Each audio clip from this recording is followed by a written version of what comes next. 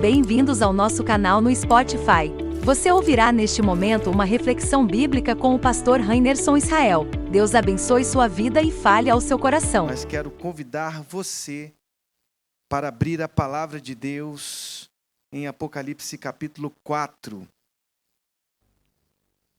Todos encontraram a palavra de Deus? Não é difícil encontrar, né? Vai lá para o final da Bíblia, nós temos o último livro, Apocalipse, que é a revelação do Cordeiro, a revelação de Jesus Cristo. E nós vamos ao capítulo 4, quem encontrou, diga um amém bem forte. Então, vocês me autorizaram então a ler a palavra de Deus. Diz assim: depois destas coisas, olhei e eis que havia uma porta aberta no céu. E a primeira voz que ouvi, que era como de trombeta ao falar comigo, disse: suba até aqui, e eu lhe mostrarei o que deve acontecer depois dessas coisas. Quando você vai ao capítulo 1, você percebe que essa voz que ele ouviu pela primeira vez é a voz de Jesus. É o próprio Cristo, que apresenta a João uma visão extraordinária de candelabros, luzeiros, lâmpadas. 7 lâmpadas que representavam as 7 igrejas para as quais o único remetente, Jesus, escreveu as cartas. De Éfeso, Esmirna, Tiatira, Filadélfia, tantas igrejas que estavam ali na Ásia Menor, no final do 1º século, sofrendo perseguições imperiais. E o que eles veem lá? O que João vê nesta extraordinária visão inaugural do Apocalipse? O Filho do Homem no meio dos luzeiros. O Filho do Homem estava ali, no meio da igreja. Como ele está aqui hoje, amém, irmãos? Então essa primeira voz que ele ouviu, agora ele a ouve de novo. E olha o que essa voz diz: suba até aqui, e eu lhe mostrarei o que deve acontecer depois dessas coisas. Imediatamente eu me achei no Espírito, e eis que havia um trono armado no céu, e alguém estava sentado no trono. E esse que estava sentado era semelhante no aspecto à pedra de jaspe e ao sardônio. E ao redor do trono havia um arco-íris semelhante no aspecto à esmeralda. Ao redor do trono havia também 24 tronos, e neles estavam sentados 24 anciãos, vestidos de branco e com coroas de ouro na cabeça. Do trono, como também do Sinai, saíam relâmpagos, vozes, trovões, e diante do trono estavam acesas 7 tochas de fogo, que são os 7 Espíritos de Deus. Parece um politeísmo aqui, né? 7 Espíritos de Deus. 7 simboliza a completude, a inteireza, perfeito? Então o Espírito está aqui em sua plenitude. 7 simboliza a perfeição, ok, irmãos? Então diz, vamos continuar lendo a palavra de Deus. Diante do trono havia algo como um mar de vidro, semelhante ao cristal. No meio do trono e à volta do trono, havia também 4 seres viventes, cheios de olhos por diante e por detrás. O primeiro ser vivente era semelhante a um leão. O segundo era semelhante a um novilho, ou seja, um boi novo. O terceiro tinha o rosto semelhante ao de ser humano. E o quarto ser vivente era semelhante à águia quando está voando.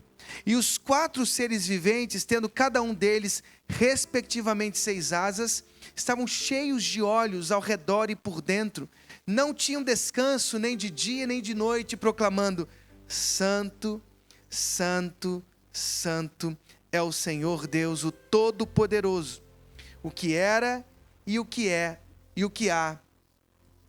Aquele que era, que é e que há de vir.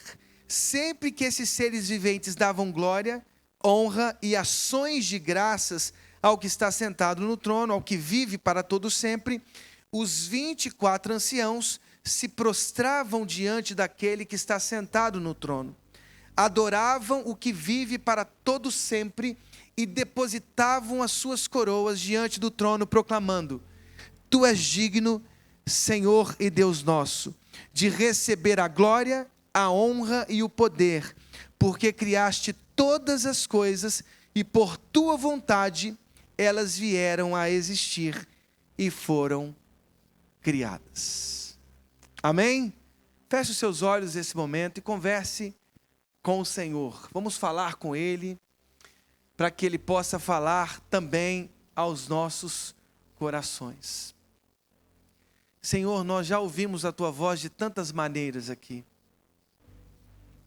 Ver uma família em Teu altar já é uma expressão da Tua voz, da Tua vontade. Tantas canções foram entoadas aqui, foram cantadas para o louvor do Teu nome. E através delas também, Senhor, nós ouvimos a Tua voz. Agora, Senhor, nós estamos diante da Tua palavra que foi lida. Ela é a Sua voz. Ela é a Tua vontade. Palavra santa, inerrante, infalível. Nós estamos diante dela, Senhor, e nós pedimos que, ó Deus, na exposição da mesma, o Teu Santo Espírito fale aos nossos corações. Ó Deus, o Senhor que inspirou profetas e apóstolos é o mesmo a iluminar os nossos corações. Fala conosco, Senhor. Encha-nos, ó Deus. É o que nós te pedimos, no nome de Jesus. E todo o povo de Deus diz: amém. Entre o devir e a eternidade, o olhar do céu sobre a terra. Há uma densidade profunda nessa expressão, o devir. O devir é a própria história humana. Uma história que está sujeita, sim, aos fracassos, às vulnerabilidades. Desde os pré-socráticos, ou seja, antes de Sócrates, já havia filósofos que meditavam a respeito deste devir. Por exemplo, Heráclito dizia que tudo era um fluxo constante. Tudo era um fluxo constante. Tudo passa. Nós somos pessoas que vamos nos diversificando quando os anos se passam. Os nossos corpos se desgastam, não é verdade? Nos tornamos pessoas diferentes. Contra ele escreveu Parmênides, que cria na imobilidade do ser, porque nós sabemos que o nosso CPF continua o mesmo. Alguém que cometeu um crime há 10 anos atrás, pode ser julgado hoje, preso hoje, porque ele é a mesma pessoa. Sempre houve em torno desse tema discussões interessantes, importantes. As coisas passam ou permanecem? E é interessante olhar para o Apocalipse e enxergar que estas dimensões, elas estão postas aqui. Porque nós precisamos, percebam só, nós precisamos, quando olhamos para o Apocalipse, admitir que a história humana está sujeita às vulnerabilidades. Quando a gente olha as metáforas do Apocalipse, quando a gente observa o texto de João, a gente percebe literalmente fraturas sociais, fraturas religiosas, fraturas emocionais, fraturas sociais. Tudo está aqui, irmãos. Quando a gente olha para as igrejas, essas igrejas da Ásia Menor, nós percebemos os medos, as tempestades, os ódios, as violências, as perseguições. Tudo isso, todas essas vulnerabilidades, elas são descritas, por exemplo, no Apocalipse, com algumas palavras que são, para nós, leitores do século 21, palavras estranhas. Você quer alguns exemplos? Percebam as vulnerabilidades da história humana. Por exemplo, quando você abre no 6º selo, capítulo 6, a partir do verso 12, você vê assim: vi quando o cordeiro quebrou o 6º selo. Houve um grande terremoto. O sol se tornou negro como pano de saco feito de crina. A lua ficou toda vermelha como sangue. As estrelas do céu caíram sobre a terra, como a figueira deixa cair os seus figos verdes quando sacudida por um vento forte. E o céu recolheu-se como um pergaminho quando se enrola. Então todos os montes e as ilhas foram movidos do seu lugar. Perceba a linguagem do Apocalipse. A linguagem simbólica que carrega inclusive raízes profundas nos textos do Antigo Testamento. Por exemplo, Isaías capítulo 13, Ezequiel capítulo 32, Joel capítulo 2, Amós capítulo 8. Todos estes textos proféticos são raízes profundas nas quais o próprio texto do Apocalipse se enraiza. Imagine o sol perdendo a sua luz, a lua ensanguentada, as estrelas caindo do céu. Perceba o colapso cósmico, perceba as vulnerabilidades da terra, percebam as fraturas da humanidade. Essas imagens, elas percorrem todo o Apocalipse. Por exemplo, lá no capítulo 13, observe comigo. Lá no capítulo 13, o texto nos diz que, verso 1, vi emergir do mar uma besta que tinha 10 chifres e 7 cabeças, e sobre os chifres 10 diademas, e sobre as cabeças nomes de blasfêmia. A besta que vi era semelhante a leopardo, com pés como de urso e boca como de leão. E o dragão deu à besta o seu poder, o seu trono e grande autoridade. Uma das cabeças da besta parecia ter sido golpeada de morte, mas essa ferida mortal foi curada. E toda a terra se maravilhou seguindo a besta. E adoraram o dragão porque deu a sua autoridade à besta. Também adoraram a besta, dizendo: quem é semelhante à besta? Quem pode lutar contra ela? Conseguem perceber essas imagens que para nós são imagens que representam o caos? O caos da própria história humana.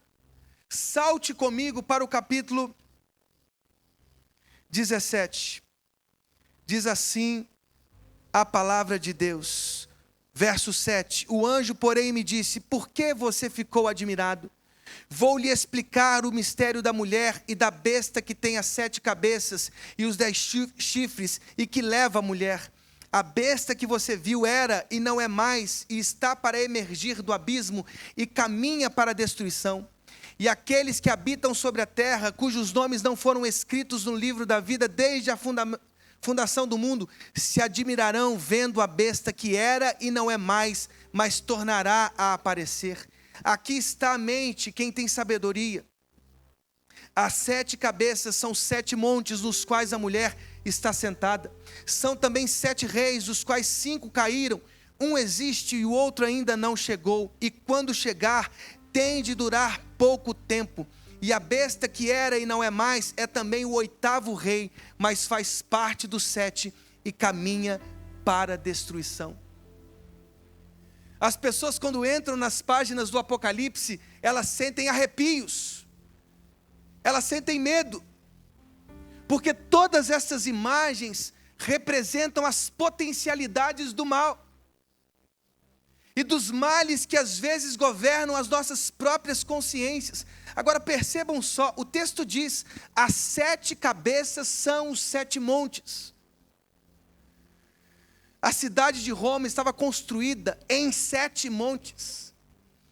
Era uma referência clara, percebam só, ao próprio Império Romano, que com os seus reis, com seus imperadores, que estavam obcecados pelo poder, obcecados pela adoração, exigiam dos seus súditos prostração.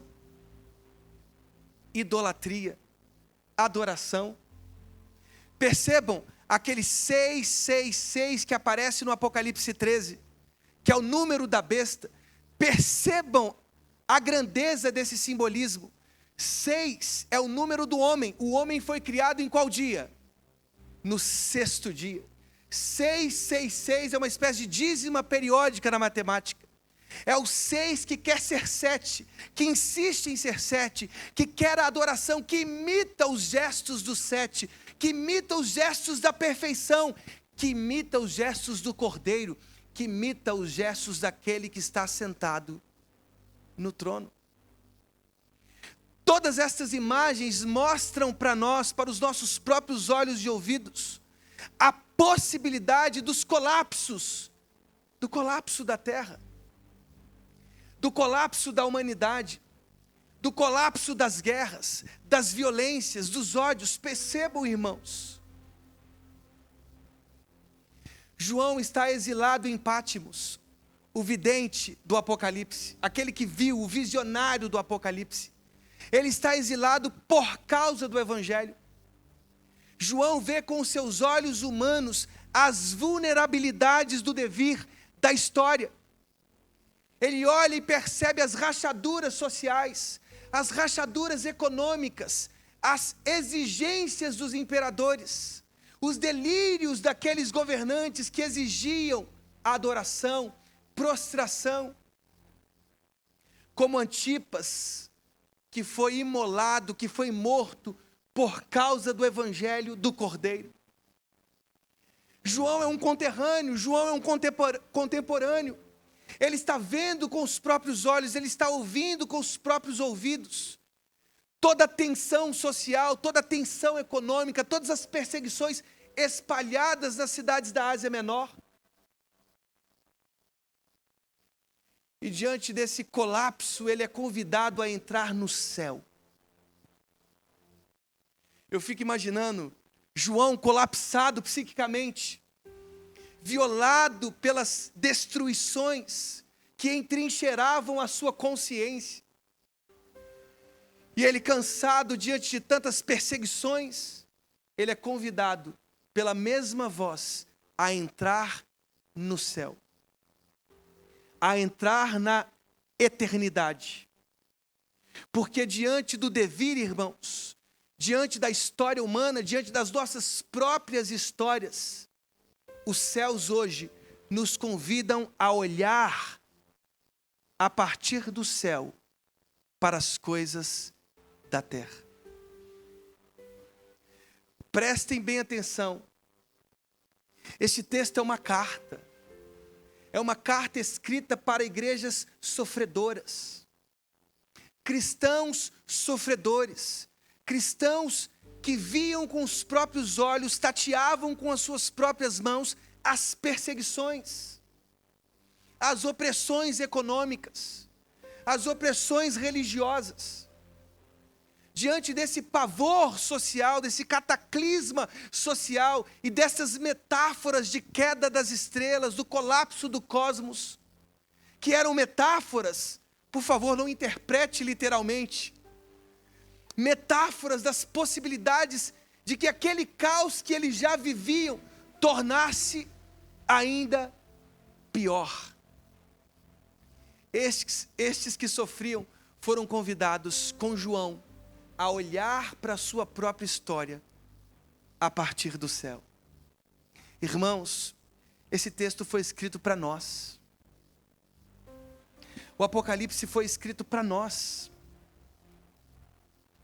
Hoje também nós percebemos as vulnerabilidades do nosso tempo. Há hoje as nossas próprias fraturas, incertezas econômicas, taxações. Irmãos, você não consegue perceber a convulsão social que estamos enfrentando? A opressão do judiciário, a corrupção do parlamento, executivos imprestáveis espalhados nas prefeituras, nos governos e no nosso país. Roubo de aposentados. Vocês não estão enxergando isso, irmãos?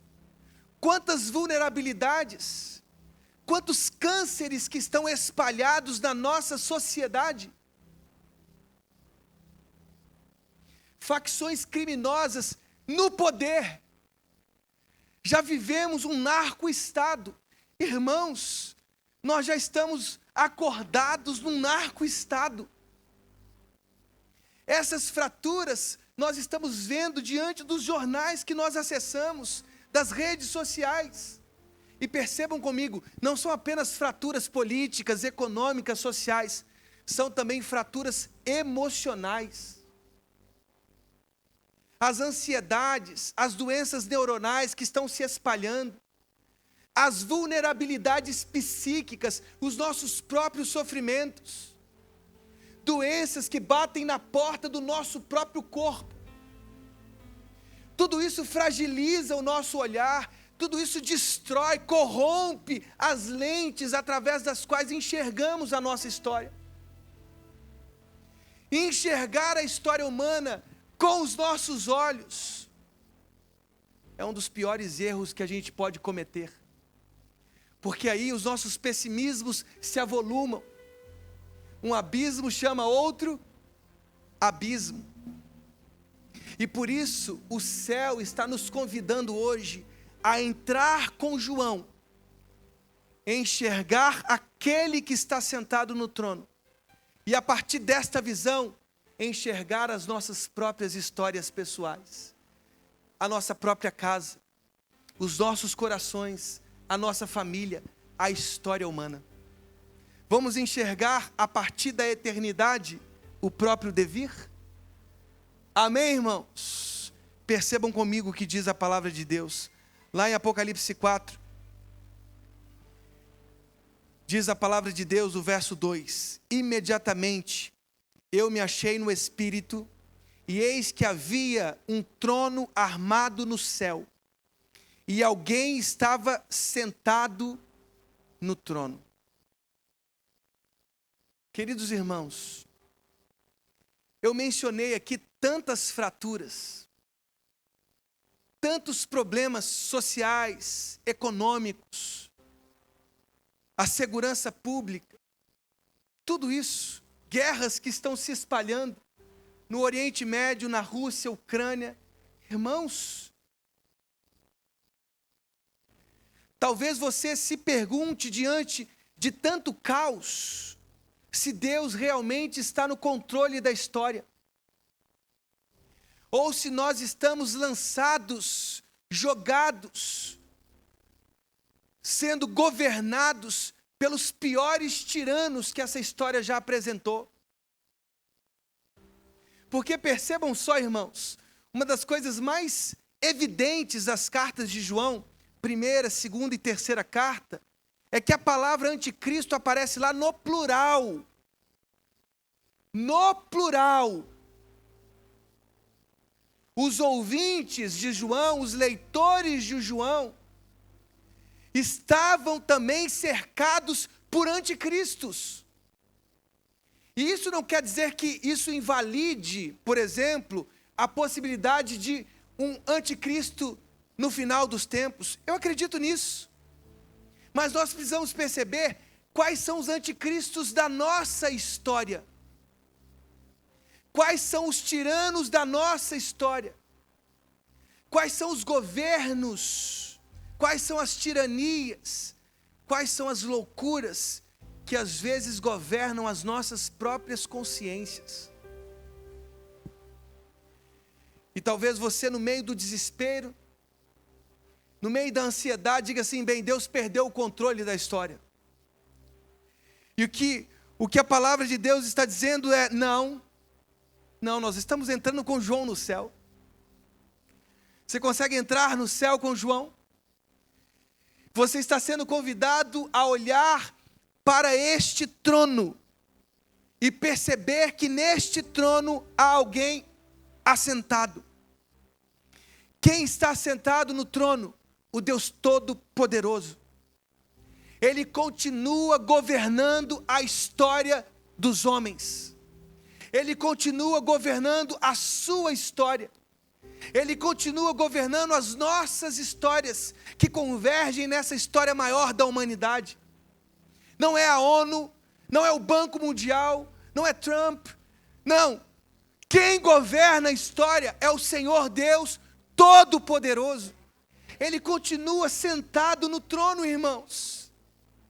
E às vezes, as nossas casas, as nossas vidas são cercadas de medos, de ansiedades, de insegurança, de incertezas. E aí a gente às vezes se vê dominado, irmãos. Dominado pelos nossos medos. Quando Jesus estava andando sobre as águas, ele convidou Pedro a andar. O texto diz muito claramente, quando Pedro olhou para o mar revoltado, ele começou, o quê? A se afundar.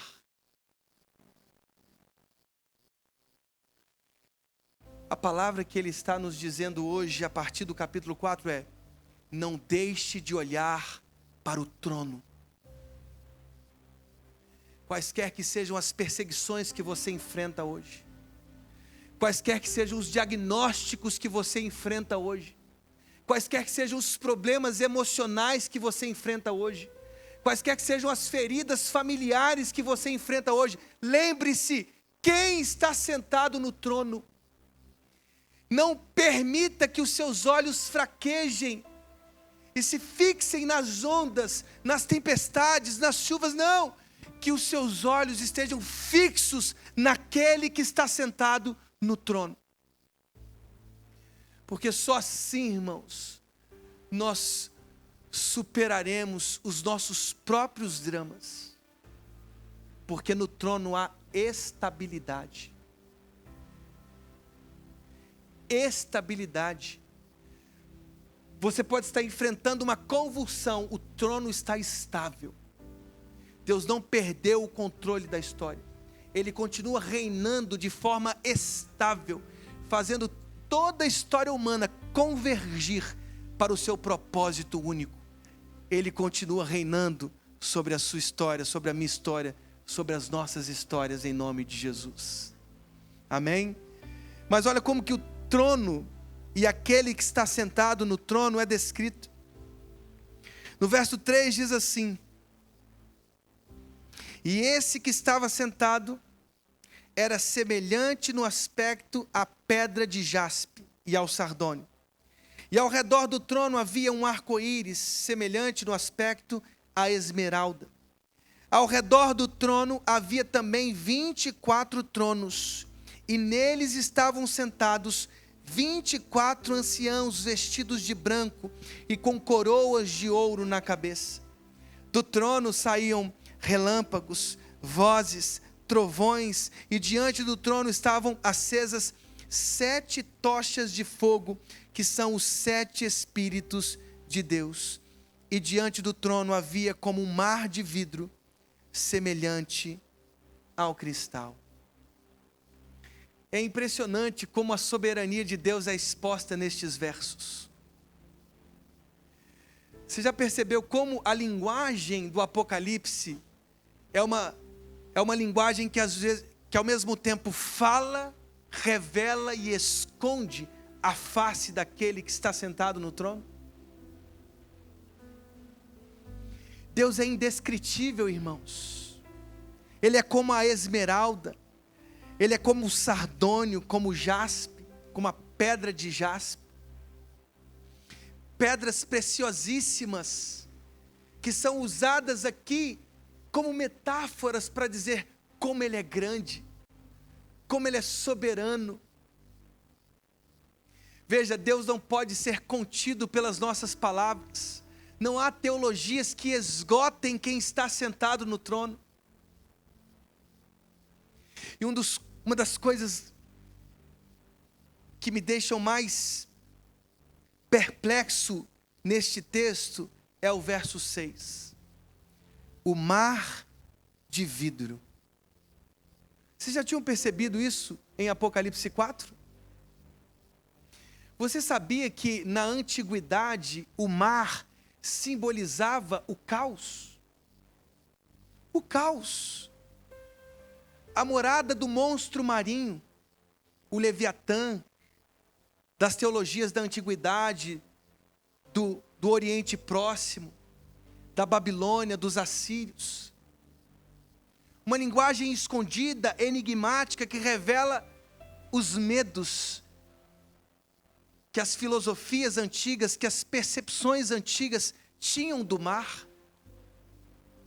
Até no século XVI, com as grandes descobertas, o mar demonstrava o poder da natureza e, ao mesmo tempo, a fragilidade daqueles que tentavam atravessar as águas. Mar simboliza o caos. Mar simboliza a morada dos monstros. Mar simboliza a morada do Leviatã.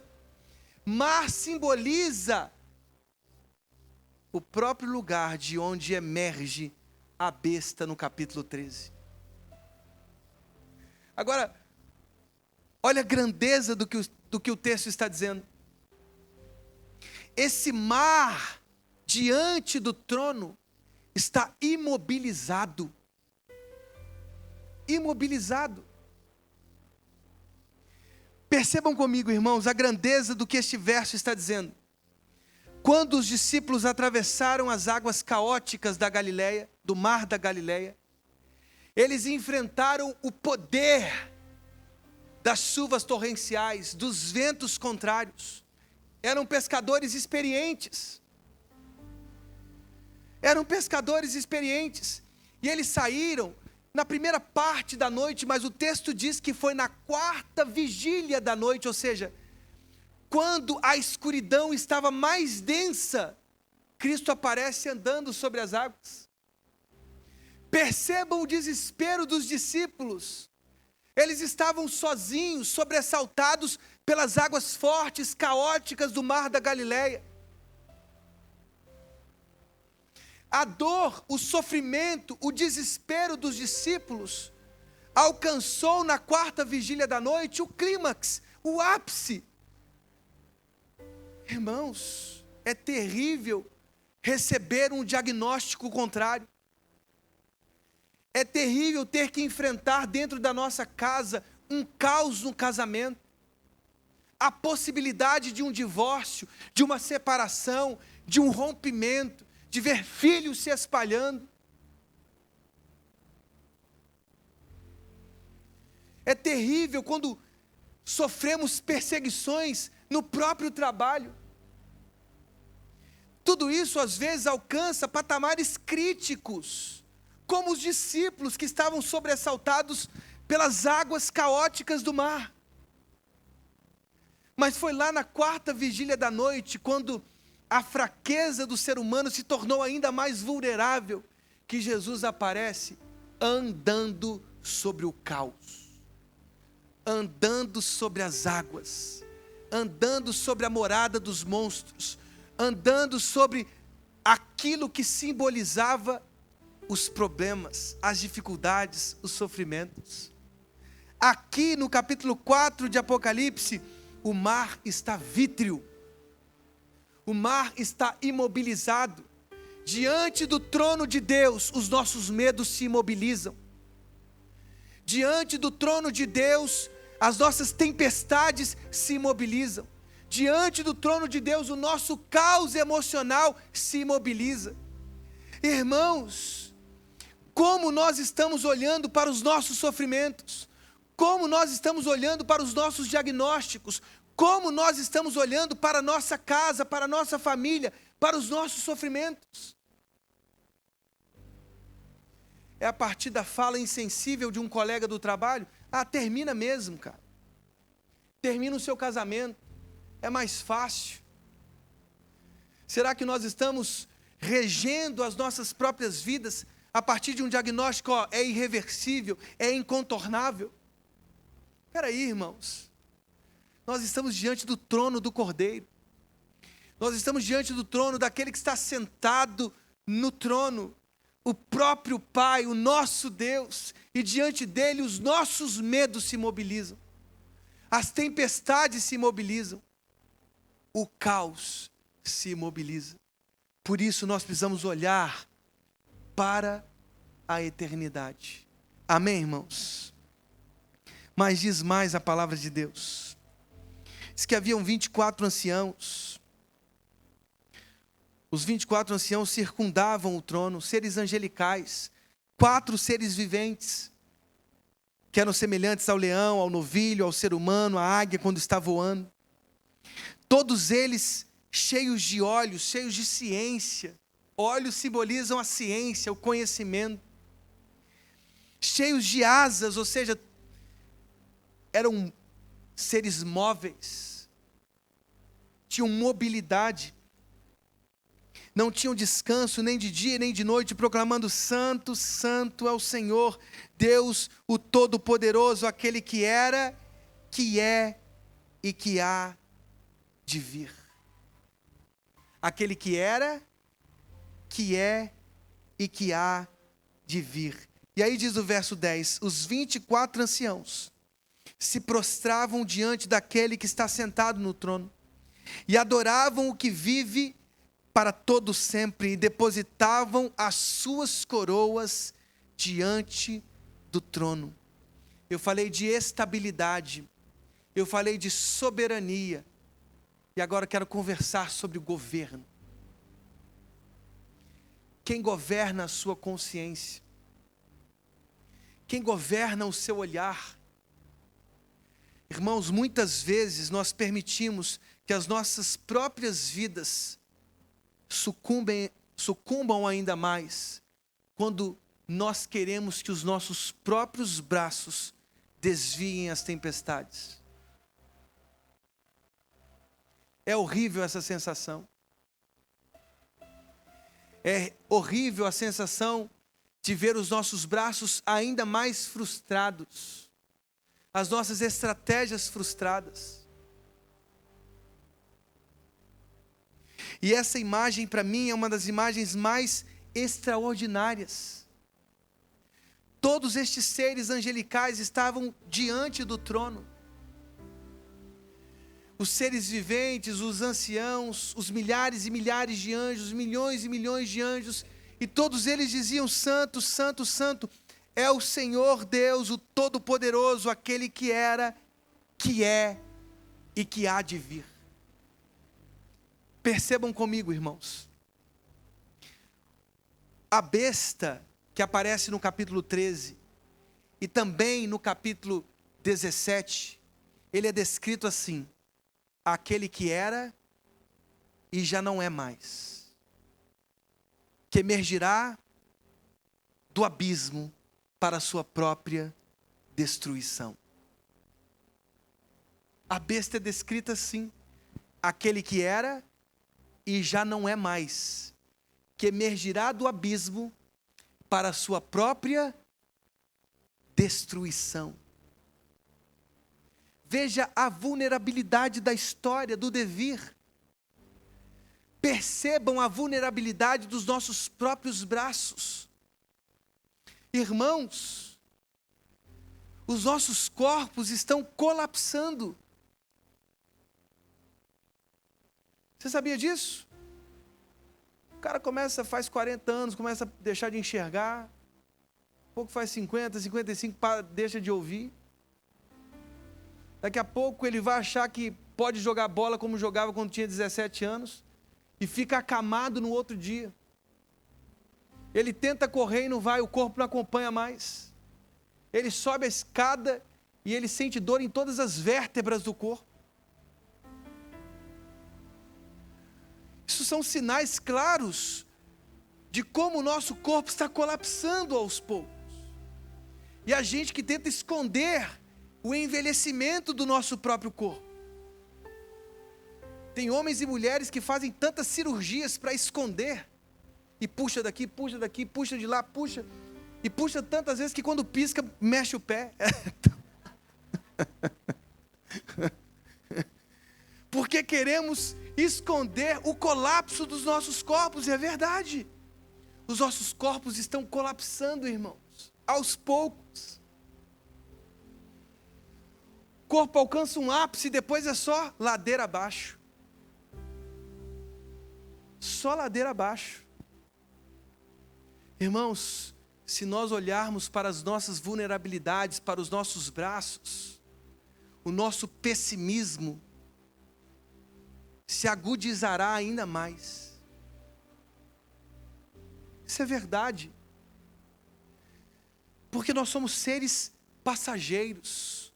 Estamos sujeitos ao devir, ao desgaste. Ao desgaste. O símbolo do poder no Apocalipse, do poder imperial, bélico, dos reinos, olha como ele é descrito. Era e já não é mais. Todos os grandes impérios tiveram que colapsar para mostrar suas fraquezas. Há pessoas que têm muito poder político. Há pessoas com togas que têm muito poder, que a assinatura tem muita força. Mas um dia, seus organismos enfrentarão o que todo organismo enfrenta: o colapso, o fim.